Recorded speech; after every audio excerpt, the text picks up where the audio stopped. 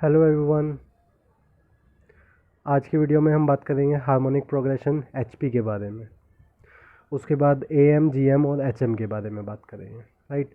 अगर आपने मेरे प्रीवियस वीडियोस नहीं देखे हैं सीरीज़ एंड सीक्वेंस के तो आप जाके देख सकते हैं। चलिए स्टार्ट करते हैं आज के टॉपिक को, हार्मोनिक प्रोग्रेशन। राइट। देखिए हार्मोनिक प्रोग्रेशन क्या होता है।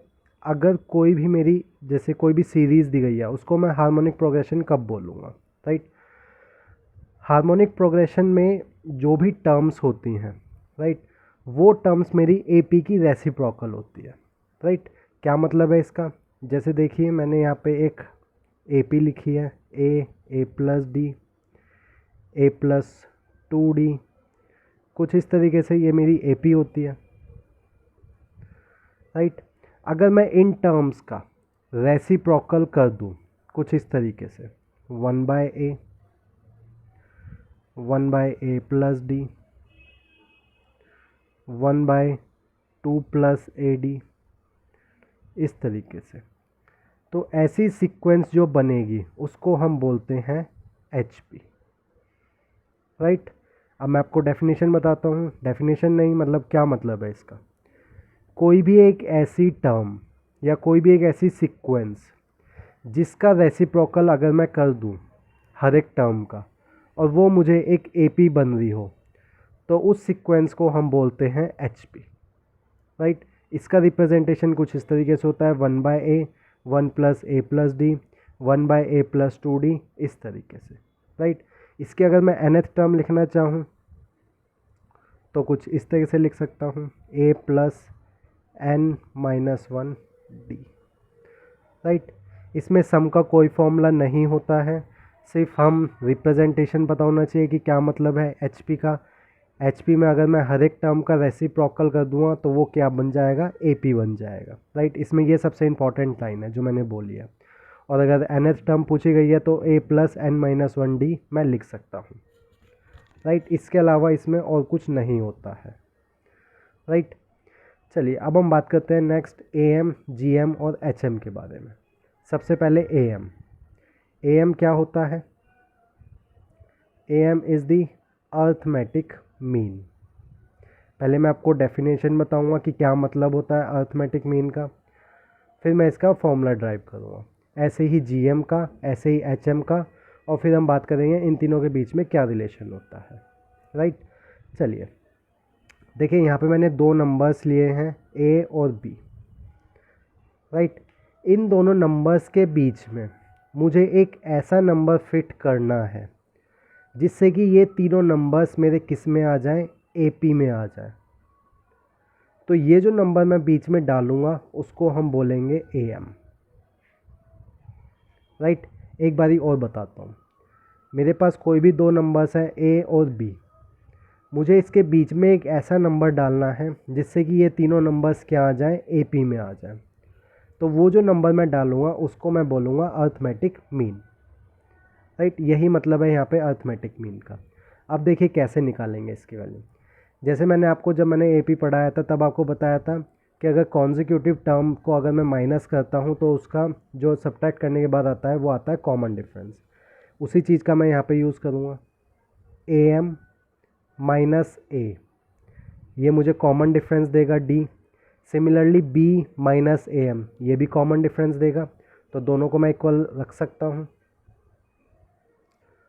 राइट। यहाँ से AM को आप इस साइड ले जाइए, ये 2AM हो जाएगा और ये B प्लस A हो जाएगा।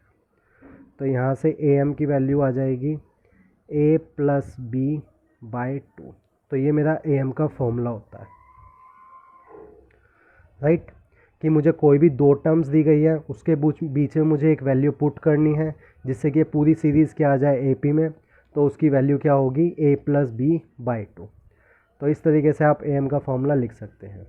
ध्यान रखिएगा ये सिर्फ एक ही वैल्यू है, मैं A और B के बीच में काफ़ी सारी वैल्यूज़ पुट कर सकता हूँ। राइट। AM1, AM2 जितनी चाहे आप उतनी वैल्यूज़ पुट कर सकते हो, ये सिर्फ एक ही वैल्यू है। राइट। तो AM is equal to A plus B/2 होगा। ये फॉर्मूला याद रखिएगा, काफ़ी इंपॉर्टेंट है। चलिए नेक्स्ट देखते हैं GM। GM इसकी फुल फॉर्म ज्योमेट्रिक मीन, यानी कि ये GP से रिलेटेड है। सेम अगेन मैंने दो नंबर्स ले लिए हैं ए और बी। ए और बी के बीच में मुझे एक ऐसी वैल्यू पुट करनी है जिससे कि ये तीनों नंबर्स क्या आ जाए, जीपी में आ जाए, राइट। तो जो मैं नंबर यहाँ पे पुट करूँगा या फाइंड करूँगा या जो भी डालूँगा उसको हम बोलेंगे जीएम, राइट। और ये तीनों टर्म्स क्या होनी चाहिए, मेरी जीपी में होनी चाहिए, राइट। देखिए अब जीएम कैसे निकालेंगे। जैसे मैंने आपको बताया था जीपी में कि अगर मैं वैल्यूज़ को डिवाइड करता हूँ, मींस टर्म्स को डिवाइड करता हूँ कॉन्जिक्यूटिव टर्म्स को, तो मेरा वो रेशो के इक्वल आता है। यानी कि मैं अगर यहाँ से G M divided by A, ये मेरा रेशो के बराबर होगा। Similarly B divided by G M, वो भी मेरा ए के बराबर, आर के बराबर होगा, राइट। तो मैं इन दोनों को इक्वल रख सकता हूँ। यहाँ से G M square is equal to A B, और जी एम मेरा आ जाएगा under root A B, right. तो ये फॉर्मूला भी आप याद रखिएगा कि G M is equal to under root A B, right. तो हमने ए एम देख लिया, ए एम क्या होता है, जी एम देख लिया, जी एम क्या होता है। मैं एक बार और रिवीजन करवाता हूँ। कोई भी एक ऐसी दो टर्म्स दी गई है मुझे ए और बी, उनके बीच में मुझे एक ऐसी वैल्यू पुट करनी है जिससे कि तीनों टर्म्स क्या आ जाए, ए पी में आ जाए। उस बीच वाली टर्म को हम बोलेंगे ए एम, और ए एम की वैल्यू होगी A plus B by two. Similarly geometric mean में मेरे पास दो नंबर्स हैं ए और बी, और मुझे एक वैल्यू पुट करनी है बीच में, और जिससे कि ये तीनों नंबर्स क्या आ जाए, जीपी में आ जाए। तो वो जो बीच में मैं पुट करूँगा उसको जीएम बोलेंगे, और जीएम की वैल्यू होगी अंडर रूट ए बी। ऐसे ही हम एचएम के बारे में बात करते हैं। एचएम की full form harmonic mean. Same मेरे पास ए है और बी है, मुझे इसके बीच में एक वैल्यू पुट करनी है जिससे कि ये तीनों नंबर्स किस में आ जाए, एचपी में आ जाए, राइट। तो जो बीच वाली टर्म जो होगी उसको हम बोलेंगे एचएम। अब इसकी वैल्यू कैसे निकालेंगे। देखिए एचपी में जब भी कोई सीरीज़ होती है तो उसके साथ ऑपरेशंस करने काफ़ी टफ होते हैं। तो हम क्या करते हैं, जो भी सीरीज़ दी गई है उसको एपी में कन्वर्ट कर लेते हैं। तो अगर मैं इसके रेसिप्रोकल करता हूँ 1/a, इसका 1/hm और इसका 1/b, तो ये मेरे किस में होंगे, एपी में होंगे, राइट। अब मैं यहाँ पे ऑपरेशन यूज़ कर सकता हूँ जो मैंने यहाँ पे यूज़ किया था, एम वाला कंसेप्ट यहाँ पे मैं यूज़ कर सकता हूँ। देखिए कैसे, 1/hm minus 1/a, consecutive terms का अगर मैं डिफरेंस करता हूँ और बड़े वाली टर्म पहले लेता हूँ तो वो मुझे किसके बराबर देगा, एपी में डिफरेंस के बराबर, डी के बराबर, राइट। सिमिलरली मैं 1 माइनस बी माइनस 1/hm लेता हूँ, ये भी कॉन्जिक्यूटिव टर्म्स है और बड़ी टर्म में से छोटी माइनस कर रहा हूँ, ये भी डी के बराबर होगी। तो मैं दोनों के बीच में इक्वल टू साइन लिख सकता हूँ। अब एच को आप एक तरफ ले आइए, ये हो जाएगा 2hm, और ये 1/b plus 1/a।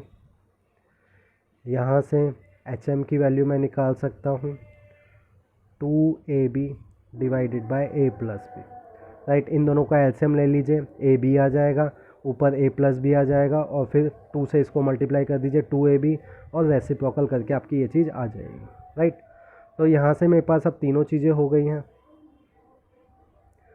am, gm और hm, राइट। तो ये तीनों फॉर्मूले आप याद रखिएगा, राइट। अब हम देखते हैं इनके बीच में रिलेशन क्या होता है। Relation between am, gm and hm, right. यहाँ से मैं hm का फॉर्मूला लिख लेता हूँ पहले, 2ab divided by a plus B. इसको थोड़ा सा मॉडिफाई कर लेते हैं, इस 2 को आप इसके नीचे ले जाइए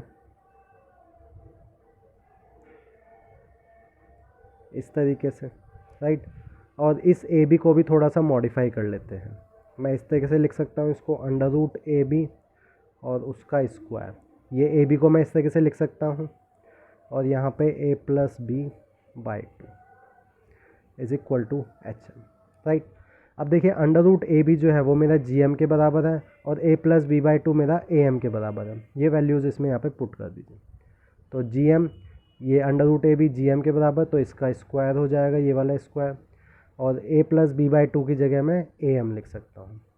देखिए यहाँ पे मेरे पास एक रिलेशन आ रहा है, H M is equal to G M का square divided by A M. इसको थोड़ा सा और मॉडिफाई कर लेते हैं, ये हो जाएगा जी एम का square is equal to A M and H M, right. ये हमारा रिलेशन होता है। ठीक है, मैं यहाँ पे नीचे लिख देता हूँ, G M square is equal to A M into H M. इस रिलेशन को ध्यान रखिएगा क्योंकि एनडीए में एक बार ही डायरेक्ट क्वेश्चन आया था जिसमें आपको ए एम और एच एम दिया गया था और हमसे जी एम पूछ लिया गया था। मीन्स उसमें 2 चीज़ें दी गई थी और तीसरी पूछ ली गई थी। तो जिसको अगर ये रिलेशन याद होगा वो उस क्वेश्चन को बड़े आराम से कर सकता था, राइट। आज के लेक्चर में सिर्फ इतना ही थ्योरेटिकल पार्ट करते हैं। नेक्स्ट लेक्चर में मैं आपको A M G M H M से रिलेटेड क्वेश्चंस करवाऊँगा और थोड़ा सा जो थ्योरेटिकल पार्ट और बचा हुआ है इस चैप्टर का वो करवाऊँगा। अभी तक अगर आपने मेरे चैनल को सब्सक्राइब नहीं किया है तो सुपर्ब लर्निंग XYZ चैनल को सब्सक्राइब कर लीजिए और फ्री स्टडी मटेरियल के लिए आप मेरी वेबसाइट चेक कर सकते हैं superblearning.xyz, और वीडियो को लाइक ज़रूर कीजिएगा। Thank you.